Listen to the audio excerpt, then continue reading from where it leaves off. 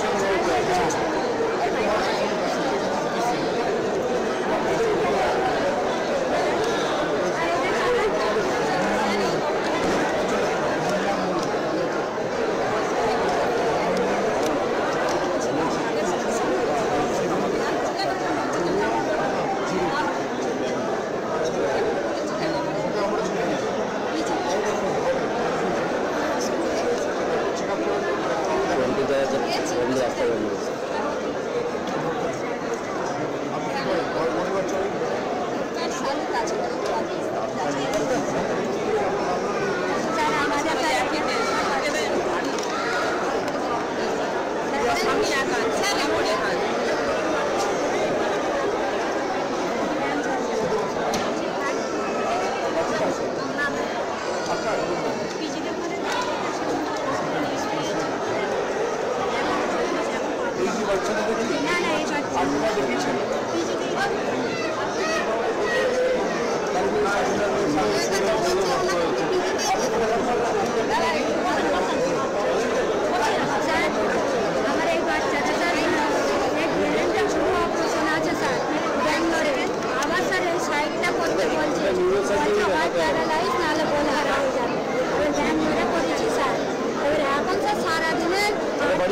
আমার বাড়ি হুগলি স্যার, আমার ওইখানে কিছু পাইনি স্যার, এই জন্য এখানে আমার স্বামী চাকরি করে এই অবস্থায় হুগলি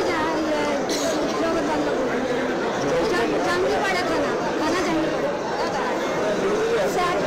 স্যার আমার এর ওষুধের ক্ষমতা স্যার নাই, আমার বছরে 50,000 ওইটাই স্যার। স্যার এখন আমার স্যার একটু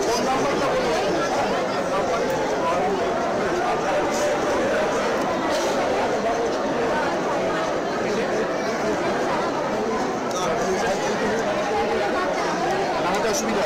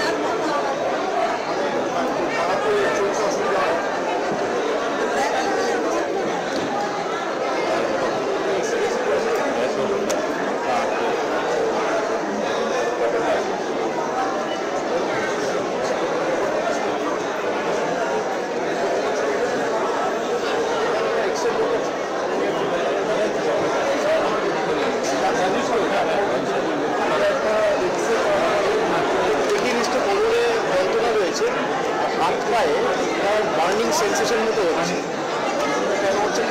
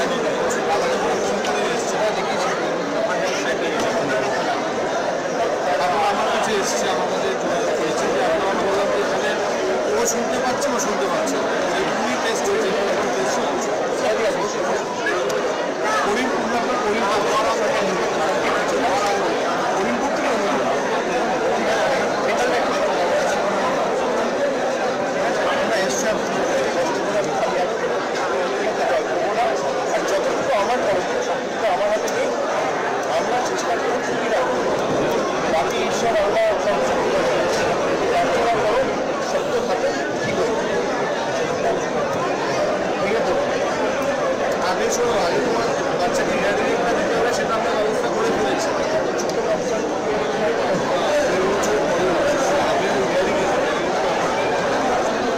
এই বাচ্চাটার গ্যাদারিংটার জন্য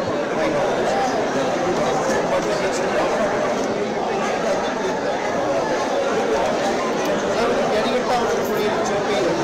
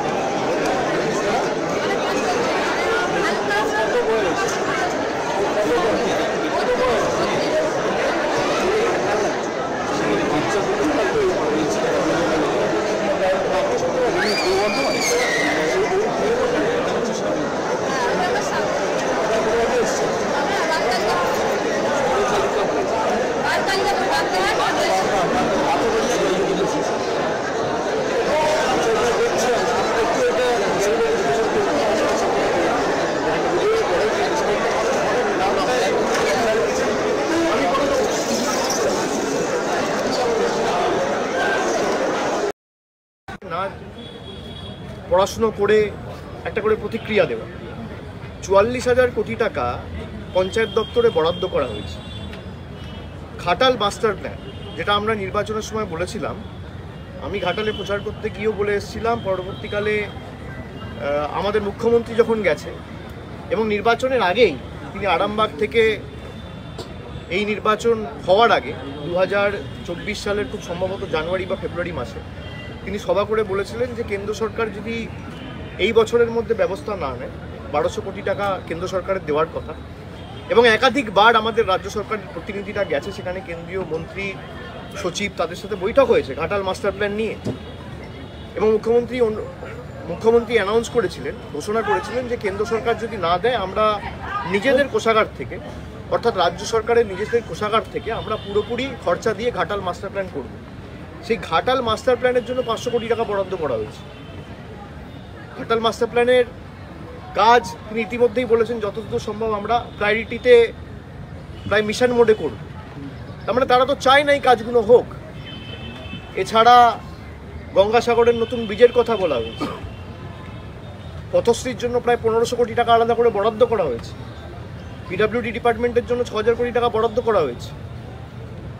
ওইদিকে উপরের যে জেলাগুলো রয়েছে ওখানে প্রায় উত্তরবঙ্গ উন্নয়ন দপ্তর থেকে শুরু করে চা বাগানের জন্য এবং এই পশ্চিমাঞ্চলের জেলাগুলো বিশেষ করে জঙ্গলমহলের জন্য প্রায় 700-800 কোটি টাকা বরাদ্দ করা হয়েছে। তারা তো না পড়ে বলছে। সুতরাং যারা মানুষকে ভাওতা দিয়েছে, আর কেন্দ্র সরকারের বাজেট, আমি তো স্পষ্ট বলেছি যে কেন্দ্র সরকারের যে বাজেট তারা পেশ করেছে বা পরিবেশন করেছে, এটা ভাওতা ছাড়া কিছু নয়। তার কারণ আমি যদি আমার আয়, তারা বলেছে 12 লাখ টাকা অবধি যদি আপনি আয় করেন বছরে তাহলে আপনার কোনো ইনকাম ট্যাক্স লাগবে না। কিন্তু আমার আয় যদি 12 লাখ টাকা বছরে মানে মাসে 1 লাখ টাকা। এবার যে মাসে 1 লাখ টাকা আয় করে তাকে তো জিনিসপত্র কিনতে হয়, খাওয়ার জল খেয়ে তো বেঁচে থাকবে না। তাকে চা খেতে গেলে দুধ কিনতে হয়, চিনি কিনতে হয়, চা পাতা কিনতে হয়, দুটো বিস্কুট কিনতে হয়, জল ছাড়া সবেতেই জিএসটি। চাল, গম, আটা, সর্ষের তেল, মাথার তেল, শ্যাম্পু, গায়ের সাবান, সবের উপর, টুথব্রাশ থেকে শুরু করে মানে সবের উপর, পায়ের জুতো থেকে শুরু করে, মোজা থেকে শুরু করে, পকেটের রুমাল থেকে শুরু করে কিছু বাদ নেই, সব কিছুতে জিএসটি। তা একজন যদি জিএসটির বাবদে যে 1 লাখ টাকা মাসে কামায় আর বছরে 12 লাখ টাকা কামায়, তাকে 98,000 টাকা খালি জিএসটিতে দিতে হচ্ছে।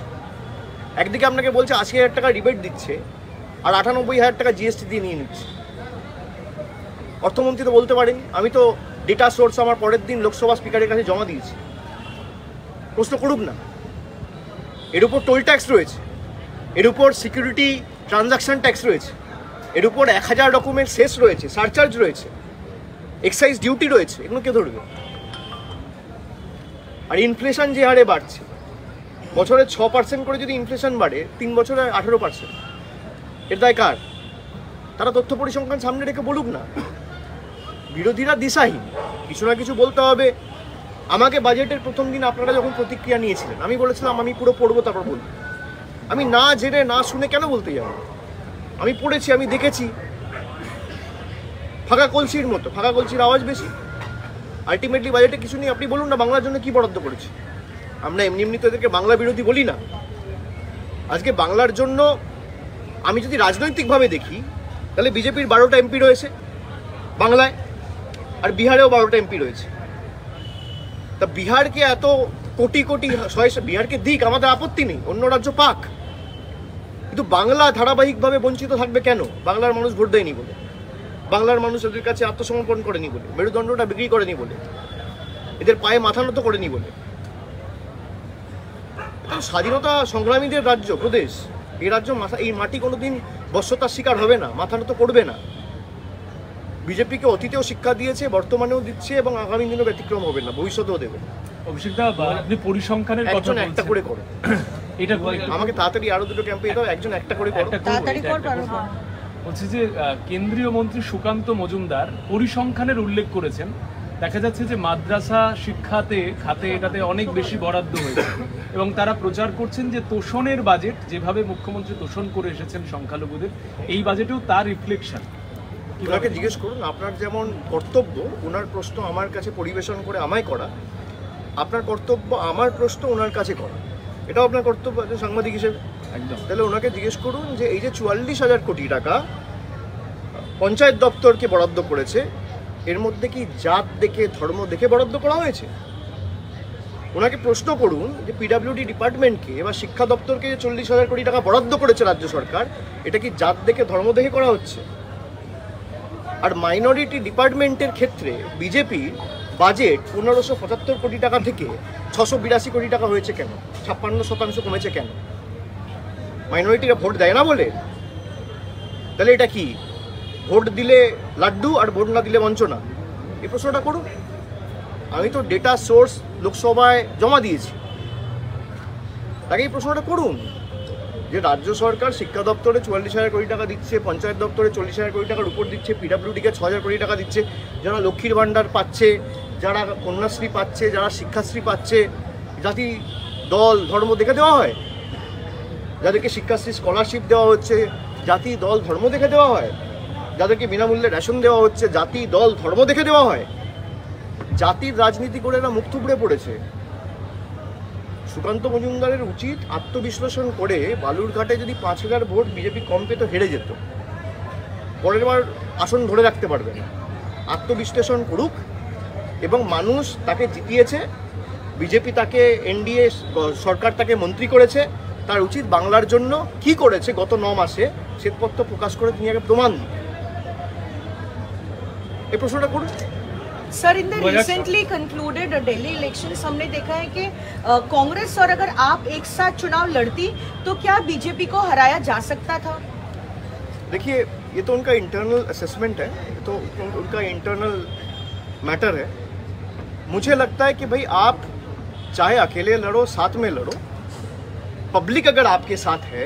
मैं आपको एक उदाहरण देता हूँ, जैसे बंगाल में we have said this categorically in the past that we continue to be a part of the India Alliance for the larger and the bigger interest, but Congress को अगर भाई कोई सीट शेयरिंग फॉर्मूला उनको दिखता नहीं है या वो वे फॉरवर्ड उनको एक्सप्लोर करना नहीं है, तो we will go ahead and we will fight the elections on our own might and terms।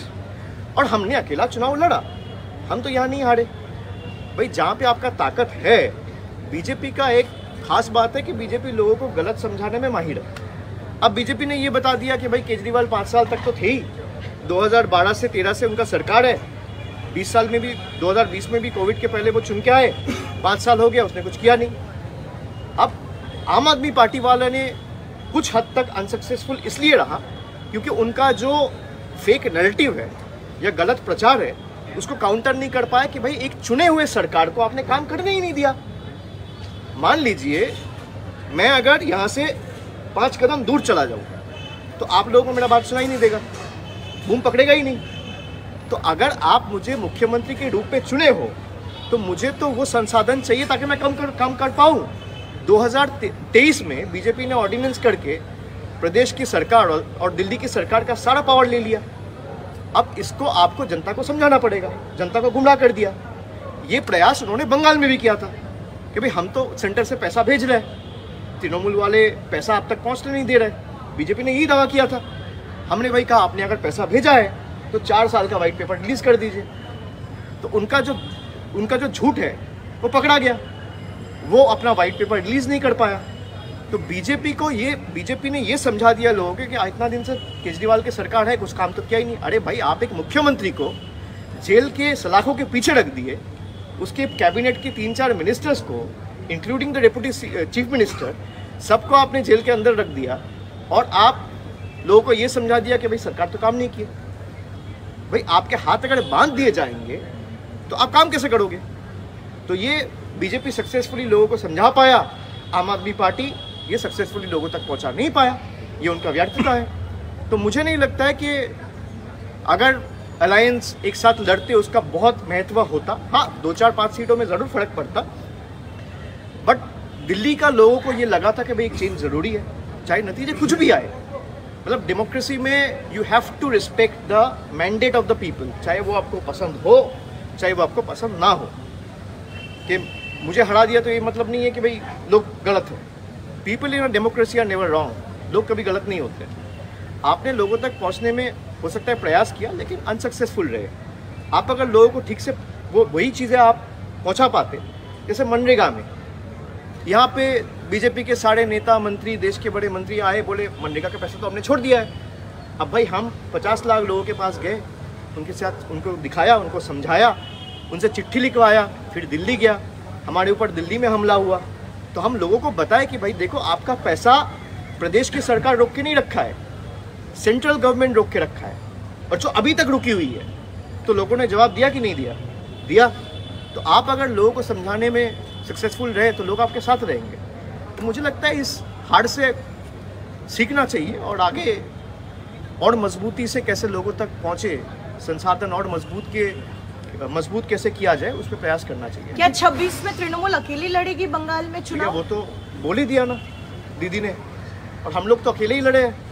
26 तो अभी 1 साल बाकी है।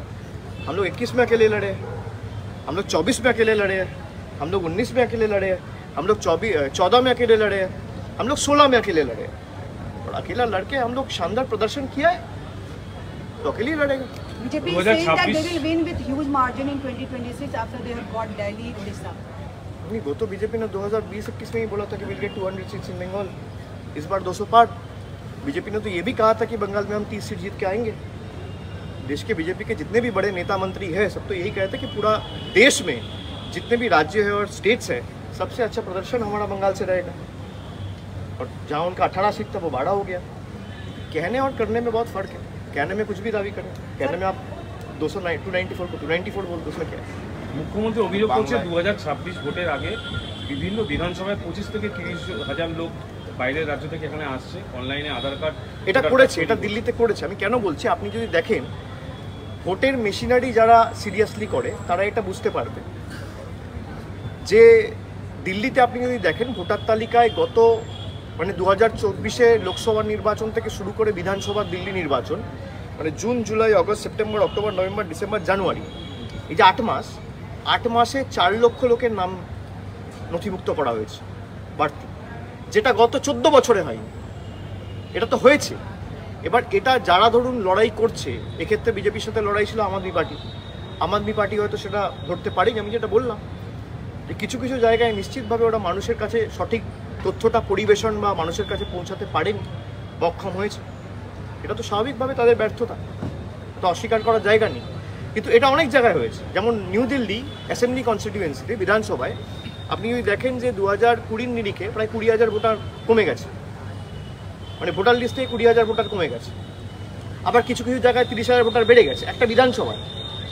এরকম দিল্লিতে যে 70টা বিধানসভা রয়েছে সব মিলিয়ে প্রায় 4 লক্ষ 4.5 লক্ষ লোকের নাম এক্সট্রা নথিভুক্ত করা হয়েছে, এবং সেটা 7-8 মাসের ব্যবধানে। এটা আমার কাছে খুব একটা জেনুইন বলে মনে হয় না। তাহলে কমিশনের ভূমিকা নিয়ে কি বলবেন? কমিশনের ভূমিকা আপনারা তো দেখেছেন সবাই। কমিশনের ভূমিকা নিয়ে যত কম বলা যায় তত ভালো, গলা বিশ্রাম পাবে। Sir, JPC report has been raised today in the Rajya Sabha. In what context? On Waqf Board.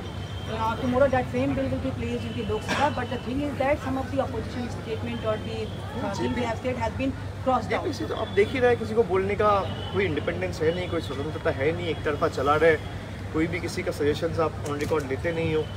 मतलब ठीक है, अब लोग देख रहे हैं, पीपल आर वॉचिंग।